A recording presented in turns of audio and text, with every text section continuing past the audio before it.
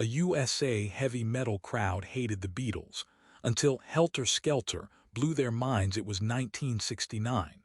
The summer of love had curdled into something darker, more volatile. America was a nation on edge, torn by war, by social upheaval, by a generational chasm that felt wider than the Grand Canyon. And in the heart of this fractured landscape, a concert was planned. An event so improbable, so utterly mismatched, it bordered on the absurd. The Beatles, the architects of pop perfection, the purveyors of peace and love, were booked to play a festival. Not Woodstock, not a gentle folk gathering. This was the Heavy Metal Thunder Festival in upstate New York, a raw, visceral celebration of the new, aggressive sound that was shaking the foundations of rock and roll. Led Zeppelin, Black Sabbath, Deep Purple. These were the titans of the bill. And then, the Beatles. The booking was a desperate, ill-conceived attempt by promoters to bridge the divide, to capture every demographic. But it was a bridge built on quicksand. John Lennon, in his New York apartment, had initially scoffed at the idea. Heavy metal thunder. What are we, a novelty act for headbangers? Paul McCartney, ever the diplomat, saw it as a challenge. Maybe we can show them something new, John, something they don't expect. George Harrison, already retreating into his spiritual world, viewed it with a weary resignation. It's just another gig, isn't it? Another crowd to face. Ringo Starr, the steady beat, simply packed his bags, ready for whatever chaos awaited. But this wasn't just another gig. This was a confrontation, a clash of cultures, of sounds, of ideologies. The festival grounds were a sea of denim and leather, long hair and defiant stares. The air thrummed with the heavy, distorted riffs of electric guitars, the pounding rhythm of drums, the guttural roar of lead singers. When the announcement came that the Beatles were next, a collective groan rippled through the crowd. Boos erupted, fingers were raised. Go home, hippies. Where's the real music? Play some Zeppelin. John Lennon stood backstage, peering through a gap in the curtain. He saw the hostility. He felt the contempt. This wasn't just a tough crowd. This was an audience that actively despised them. They saw the Beatles as soft, as passé, as everything they were rebelling against. They hate us, George said, his voice flat. They haven't even heard us yet, Paul countered, but his usual optimism was strained. Ringo just shook his head, a grim expression on his face. John, however, felt a familiar spark ignite within him, the defiance, the stubborn refusal to be dismissed. All right then, he said, a dangerous glint in his eye. If they want heavy, we'll give them heavy.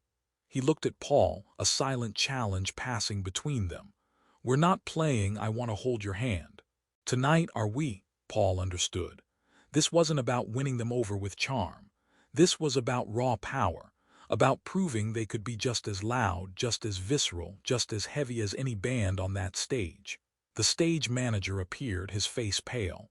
5 minutes, gentlemen, good luck, good luck. They need more than luck. They needed a miracle.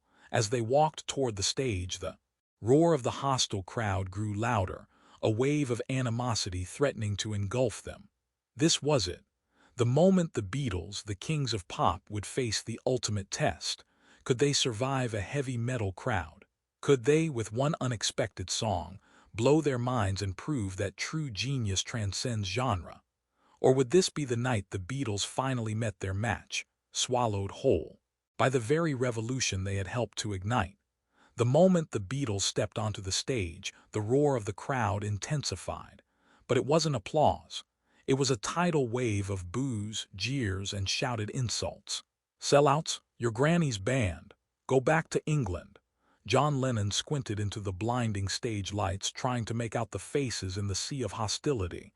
He saw raised fists, middle fingers, expressions of pure, unadulterated contempt. This was worse than Carnegie Hall. This was personal. This was a generation rejecting its predecessors violently. Paul McCartney, usually the picture of composure, felt a tremor of unease. He looked at George, whose face was a mask of stoicism, and Ringo, who simply stared out at the crowd, his drumsticks held loosely. "Good evening, ladies and gentlemen," John said. Into the microphone, his voice cutting through the din, laced with a familiar sarcasm. "We're the Beatles, and apparently we're not heavy enough for you." A fresh wave of boos erupted, punctuated by the sound of bottles being thrown, shattering harmlessly against the stage monitors. "Hey, before we continue with this incredible story, I need to give you an important warning. Many subscribers have reported that YouTube has removed their subscriptions without notice. Just take a quick look at the red button below to make sure you're still subscribed to the channel. I don't want you to miss any of the exclusive content that's coming up, and while you're there, leave that powerful like. That helps me a lot with the algorithm. Oh, and tell me in the comments, which city are you watching from? I love getting to know every amazing person who is part of this community. Your participation makes all the difference. Let's interact. All right, Paul interjected, trying to project an air of calm. "We get it. You like it loud, you like it heavy." He looked at John, a silent question in his eyes. John nodded, a grim determination setting in. "This one's for all you headbangers out there," John announced, his voice now devoid of sarcasm, replaced by a raw edge. "It's called Revolution." They launched into the blistering, distorted version of Revolution 1, the one from the B-side of Hey Jude. The guitars screamed. Ringo's drums pounded with a primal force. John's vocals were a guttural roar. It was loud. It was aggressive. It was everything the crowd claimed to want, but it wasn't enough. The boos continued, though perhaps a little less unified. Some heads began to turn. A few curious glances, but the wall of contempt remained largely intact. When the song ended, the silence was almost as hostile as the noise. A smattering of polite applause from a few bewildered onlookers, quickly drowned out by the renewed jeers. "That's it," someone shouted. "That's your heavy." John felt a surge of anger, a familiar, defiant rage that had fueled so much of his early work. He looked at Paul, who was already shaking his head. "It's not working, John," Paul whispered, leaning into his microphone. "They're not buying it." "Then we give them something they can't ignore," John growled. He turned to the audience, his eyes blazing. "You want heavy," he challenged, his voice dripping with menace. "You want something that'll blow your bloody minds."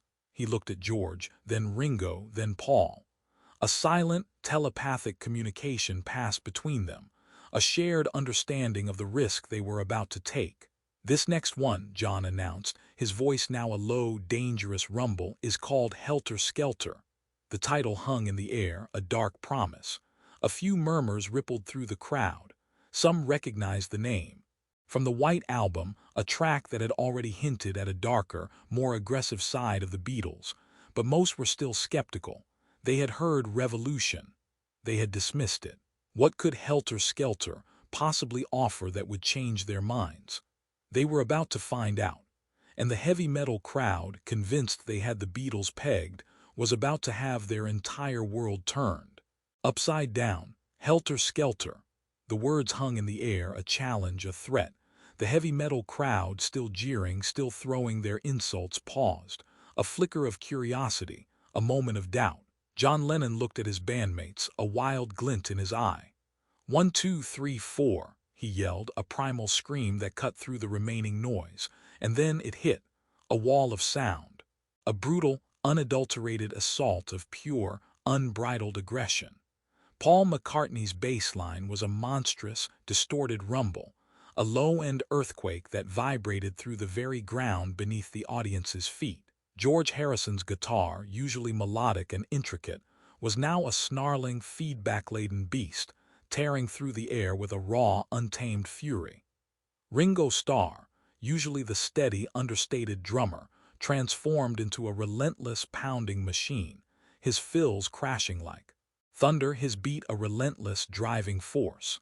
And John Lennon, his voice, usually sharp and witty, was now a guttural, primal scream. A raw, unhinged roar that ripped through the speakers, filled with a visceral energy that defied everything the crowd thought they knew about the Beatles. This wasn't the polished pop of She Loves You. This wasn't the psychedelic whimsy of Strawberry Fields Forever. This was pure, unadulterated proto-heavy metal, a sonic sledgehammer. The crowd, initially stunned, began to react. The jeers died down. The thrown bottles stopped. Heads, once shaking in contempt, now began to nod, slowly at first, then with increasing intensity. Eyes, once filled with disdain, now widened in disbelief. They heard the sheer, unbridled power. They felt the raw, untamed energy. They recognized the sound. This was their sound. But it was coming from the Beatles. The band they had dismissed as soft, as passé, as irrelevant. John, lost in the music, thrashed his guitar, his body a conduit for the raw energy pouring out of him. Paul, his face contorted in a snarl, pounded his bass with a ferocity that belied his usual charming demeanor. George, usually reserved, unleashed a torrent of distorted riffs, his guitar screaming with a newfound aggression. Ringo, sweat pouring down his face, hammered his drums with a relentless, almost violent precision. The song was a maelstrom, a controlled chaos that built and built, pushing the boundaries of volume and intensity. The lyrics, dark and unsettling, spoke of a descent into madness, a ride on a helter-skelter that never ended. And the crowd, they were mesmerized, they were captivated, they were, for the first time, truly listening. The initial shock gave way to a grudging respect, then to awe, then to pure, unadulterated exhilaration. They saw the raw power, they felt the undeniable force. They recognized the genius. This wasn't just the Beatles playing a heavy song. This was the Beatles unleashing a beast that had been lurking beneath the surface of their polished pop, waiting for the right moment to emerge. And that moment was now. On a heavy metal stage in front of a hostile crowd, the Beatles were proving that they were more than just a pop phenomenon. They were a force of nature, a musical chameleon capable of adapting, of transforming, of blowing minds with a single, unexpected song. The boos had turned to cheers. The contempt had turned to awe. And the heavy metal crowd, who had come to hate the Beatles, was now witnessing something they would never forget. Something that would redefine their understanding of music, of genre, and of the enduring, unpredictable power of the Fab Four. The final, deafening chord of Helter Skelter hung in the air, a vibrating testament to the sonic assault they had just unleashed. Then silence, a stunned, disbelieving silence. The heavy metal crowd, moments ago a unified wall of contempt, was now a sea of bewildered faces. Jaws hung open. Eyes were wide. Then a single cheer erupted, followed by another and another. Within seconds, the entire festival grounds exploded into a thunderous ovation. Not polite applause, not grudging respect. This was a primal roar of approval, a recognition of raw power, a collective acknowledgement that they had just witnessed something extraordinary. John Lennon, breathing heavily, sweat dripping from his brow, looked out at the transformed crowd. He saw headbangers, once sneering, now pumping their fists in the air. He saw long-haired rockers, once defiant, now screaming their approval. He saw the faces of people whose minds had just been irrevocably blown. Paul McCartney, his bass still humming with feedback, grinned, a genuine, triumphant grin. "I think we got 'em, John," he yelled over the din. George Harrison, usually reserved, allowed himself a rare, wide smile. Ringo Starr, wiping sweat from his eyes, gave a satisfied nod. The transformation was complete. The hostility had evaporated, replaced by an almost reverent awe. The crowd, who had come to hate the Beatles, was now demanding. "More Helter Skelter," they chanted. "Again, again." John raised his hand, silencing the roar. "You wanted heavy," he said, his voice hoarse but triumphant. "Did we deliver?" The crowd's response was deafening. "Yes, you want more." "Yes." The Beatles, invigorated by the unexpected triumph, launched into a blistering, extended version of "I Saw Her Standing There," infused with a raw, garage rock energy that made it sound heavier than ever before. They followed it with a snarling, blues-infused "Come Together," its dark groove resonating with the heavy metal sensibilities of the audience. Each song was delivered with a newfound ferocity, a defiant energy that proved they weren't just playing to the crowd. They were owning the crowd. The heavy metal titans who were supposed to follow them, watching from backstage, exchanged nervous glances. Led Zeppelins. Robert Plant was reportedly seen shaking his head in disbelief, a wry smile on his face. "Bloody hell," he muttered. "They actually did it." The festival, which had started with a clear division, was now a unified mass of rock and roll devotees. The Beatles had not just played a set, they had performed a conversion. They had broken down the walls of genre, of expectation, of prejudice with the sheer, undeniable force of their music. The air was electric, the energy was palpable, and John Lennon, looking out at the sea of ecstatic faces, felt a profound sense of vindication. They had tried to bury the Beatles. They had tried to dismiss them as irrelevant. But tonight, on a heavy metal stage, they had proven that true genius, true power, knows no boundaries. And that sometimes, the most unexpected song can not only blow minds, but also bridge divides, and remind everyone that the spirit of rock and roll is, at its heart, a universal language. A language that the Beatles, in their own inimitable way, spoke with an unparalleled fluency. The Beatles' performance at Heavy Metal Thunder became an instant legend. Bootleg recordings of their Helter Skelter set circulated. Like wildfire, treasured by fans who had witnessed the impossible.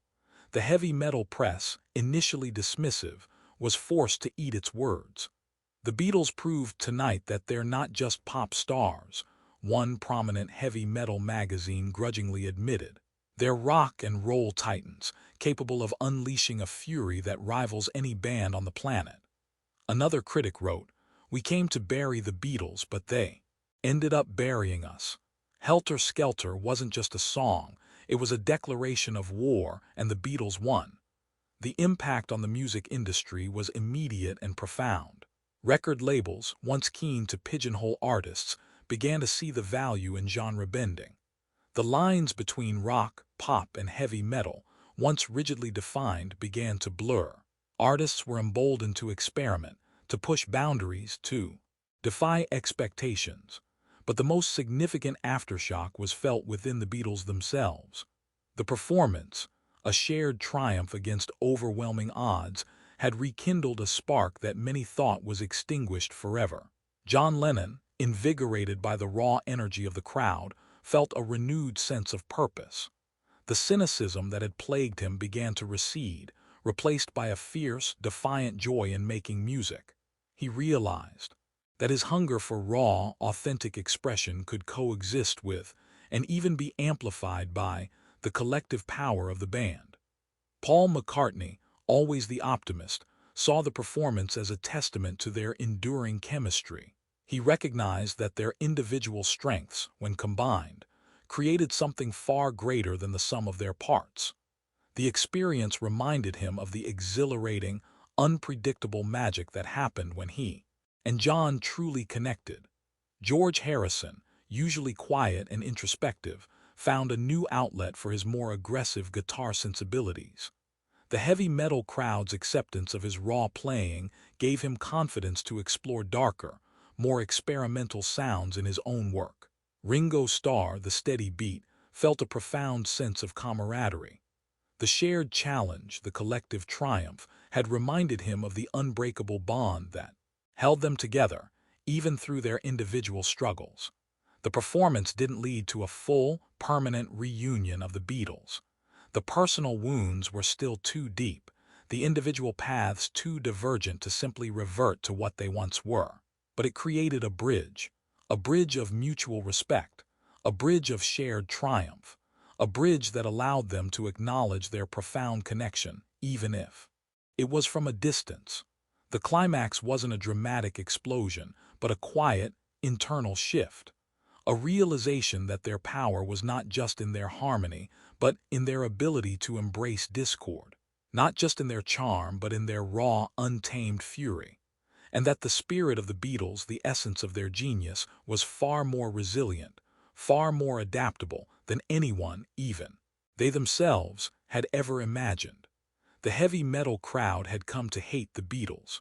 But the Beatles, with one unexpected song, had not only blown their minds, but had also reminded themselves of the unbreakable, unpredictable power of their own collective genius.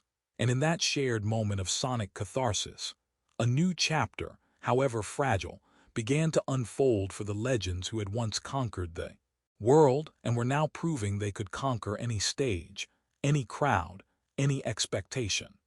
The aftershocks of the Beatles' heavy metal thunder performance resonated for years, subtly reshaping their individual paths and the broader music landscape. For John Lennon, the experience was a profound validation of his more aggressive, raw artistic instincts. It fueled his solo work, pushing him further into experimental and politically charged territory. He often cited Helter Skelter as a pivotal moment, a reminder that he could be both a pop craftsman and a sonic provocateur. The roar of that heavy metal crowd, once hostile, became an echo of his own inner defiance. Paul McCartney, while continuing his melodic approach, found a new appreciation for the sheer power of raw rock and roll.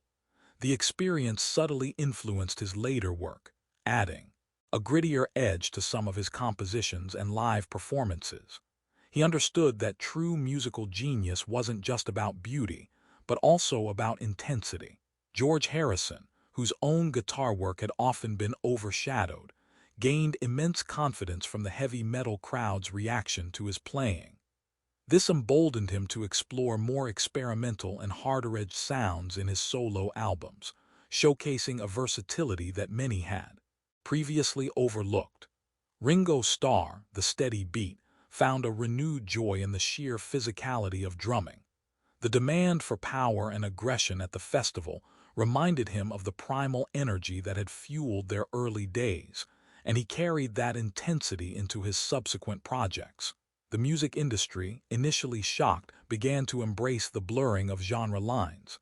Helter Skelter became a touchstone, a reference point for bands that dared to mix pop sensibilities with heavy rock aggression. It opened doors for countless artists who refused to be confined by labels, proving that a great song, delivered with conviction, could transcend any perceived boundaries. The most significant, yet unspoken, consequence was the subtle healing it brought to the fractured relationship between John and Paul. The shared triumph, the collective adrenaline of facing down a hostile crowd and winning, reminded them of their undeniable chemistry. It didn't erase the past, but it created a new, powerful shared memory. The bitter public feuds gradually subsided. While a full reunion never happened, the performance at Heavy Metal Thunder laid the groundwork for a more respectful, if still complex, relationship. They recognized that their individual strengths, when combined, created an unparalleled force. John, in his later years, often spoke of that night with a particular fondness. "They thought they had us pegged," he'd say, a mischievous glint in his eye. "But we showed them. We showed them we could be just as loud, just as angry, just as real as anyone." The echo of that roar, the memory of a crowd transformed, resonated throughout their lives. It was a testament to their enduring power, their unwavering commitment to artistic truth, and the undeniable fact that some voices, once heard, can never truly be silenced. The world had tried to move on from the Beatles, but the Beatles, with one unexpected song, proved that they were still relevant, still powerful, still capable of shaping the cultural conversation. And in that defiant echo, they found a renewed sense of purpose, a quiet understanding that their legacy was not just in the past, but in the ongoing conversation their music continued to spark. The story of the Beatles at Heavy Metal Thunder became more than just a concert legend. It became a parable, a testament to the power of artistic reinvention, the triumph of unexpected genius, and the enduring truth that true musical force knows no boundaries. Decades later, Helter Skelter is celebrated not just as a groundbreaking track, but as the moment the Beatles proved their unparalleled versatility. It's cited by heavy metal bands as an influence, by rock historians as a pivotal moment, and by fans as a testament to the band's fearless evolution. The festival grounds, long since quiet, still hold the echoes of that night, the memory of a crowd initially hostile, then stunned, then utterly blown away, remains a powerful testament to the transformative power of music. But the most profound legacy of that night lies in its subtle, yet undeniable, impact on John Lennon and Paul McCartney. It didn't bring the Beatles back together in the way the world hoped, but it healed something. It proved that their creative bond, though fractured, was not broken. It showed them that their individual voices, when combined, still possessed an unparalleled power to move, to challenge, to inspire. John Lennon, tragically silenced in 1980, left behind a legacy of uncompromising truth, and his performance of Helter Skelter that night stands as a powerful monument to that truth.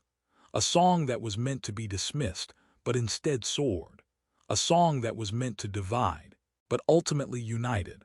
Paul McCartney, in his later years, often spoke of the unique magic he shared with John. And in those reflections, the story of the heavy metal festival held a special place.